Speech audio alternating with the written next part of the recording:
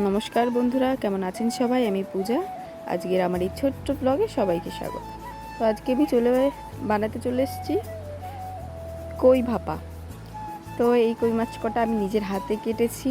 তো কই মাছটা কাটতে গিয়ে এতটা কি বলবো যন্ত্রণাদায়ক ব্যাপার হয়েছে কি, মাছটা আমার পায়ে কাটা ফুটিয়ে দিয়েছে। মাছ কাটছি হাত দিয়ে, কিন্তু ফুটেছে কাটা আমার পায়ে। বুঝতে পারছো ব্যাপারটা? তো চলো দেখো, আমি এখানে নুন, হলুদ আর তেল দিয়ে মাছটা ভালো করে মেখে নিচ্ছি।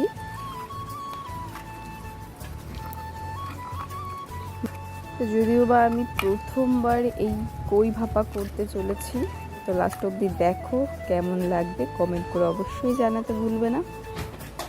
তো দেখো এখানে যা যা আমি উপকরণগুলো দেবো, যেমন কি জিরে বাটা এখানে আছে, এই যে জিরে বাটা, তারপর আদা বাটা, শুকনো লঙ্কা বাটা। তো এর থেকে বেশি এক্সট্রা কিছু আমি হয়তো দিতে চাই না, দেবো না। তো কম কম মশলা দিয়ে প্রথমবার ট্রাই করছি। তো চলো করা যাক। আমি কিন্তু এই রেসিপিটা খুবই পছন্দ করি খেতে, কিন্তু বানাচ্ছি নিজের হাতে প্রথমবারই।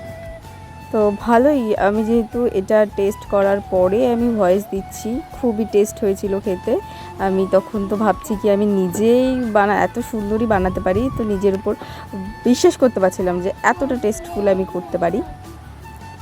তো এখন যখন পারি, যখন সব কিছু, তো আস্তে আস্তে সবই ট্রাই করব, যে কোনো জিনিস। আর দেখো, এমন কোনো ব্যাপার না কোনো রেসিপি করার, এখন যেহেতু ইউটিউব আছে, তো সবাই সেখান থেকে কিছু দেখে নিজে শিখে নিতে পারি না এরকম কোনো কথা হবে না, যেহেতু এখন ইউটিউব আছে। চলো দেখো, মশলাগুলো দিয়ে আমি ভালো করে মেখে নিচ্ছি।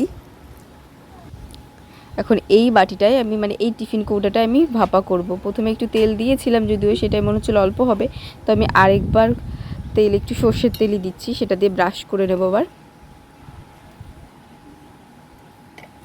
তো আমি সবাই অন্য একটা আমি রেসিপি দেখেছিলাম, সেখান থেকে দেখেছিলাম সে রিফাইন্ড অয়েল ব্যবহার করছে। তো আমি রিফাইন্ড অয়েল ব্যবহার করলাম না, যেহেতু সর্ষের তেলে হবে পুরো জিনিসটাই। তো আমি ভাবলাম যে এটা তেল ব্রাশটাও আমি সর্ষের তেল দিয়েই করি। আর বেশি করে তেলটা দিলাম, তার কারণ হচ্ছে ভাবলাম যদি যে পুড়ে যায়, নিচে লেগে যায় মাছটা, তো একটু বেশি করে তেলটা ব্রাশ করে নিচ্ছি। তো ব্রাশ করা কমপ্লিট, তেল ব্রাশ কমপ্লিট। এবার মাছগুলো একটা একটা করে সাজিয়ে নেব বাটিতে।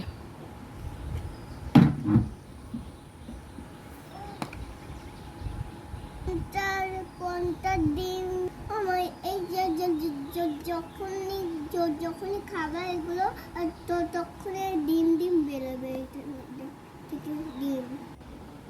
আর তোমরা কে কেমন পদ্ধতিতে এই রেসিপিটা করো তারা কমেন্টে জানিও কিন্তু। আর আমার এখানে কোনো কিছু মিসিং হলে সেটাও বলে দিও, যে তোমার এটা করলে বেশি ভালো হতো বা ওটা করলে বেশি ভালো হতো। চলো এখন আমি ঢাকনাটা দিয়ে এখন 20 মিনিট তো হবে না, 40 মিনিট মতো রেখেছিলাম, যদিও আমি তো লো ফ্লেম করে রেখেছিলাম। তারপরে আমি স্নান করতে গেছিলাম, স্নান করে এসে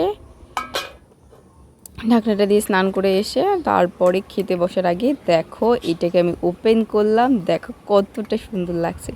তো তোমরা কিন্তু কমেন্ট করে জানাবে অবশ্যই কতটা ভালো লাগছে দেখে খেতে। যদিও তোমরা এখন পারবে না, সবাইকে বলছি চলে এসো, আমি করে বানিয়ে খাও। আর আমার রেসিপিটা কেমন লাগলো অবশ্যই কমেন্ট করে জানিও। আমার কিন্তু খুবই ভালো লেগেছে নিজের রান্না, আমি নিজে এতটা সুন্দর রান্না করতে পারি আমি কিন্তু ভাবতেও পারিনি। চলো টাটা, বাই বাই।